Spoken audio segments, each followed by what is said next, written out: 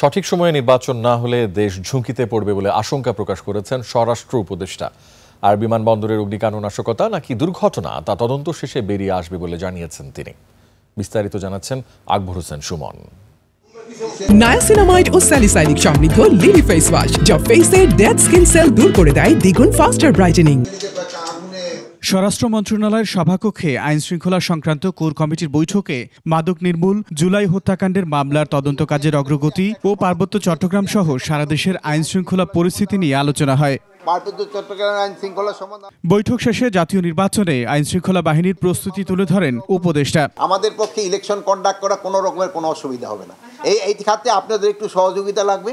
আপনারা এই পজিটিভ অনেক জায়গায় সাংবাদিকতা পজিটিভ যদি করতে থাকেন ভালো। আপনারা সবসময় যেভাবে আমাদের সাহায্য করে আসছেন এইভাবে সাহায্য করে যাবেন। গত 3টা নির্বাচন যেটা এই অবৈধ নির্বাচন ওইগুলিতে যারা পার্টিসিপেট করছে তাদের আমরা যতটা সম্ভব তাকে দূরে রাখার চেষ্টা করব।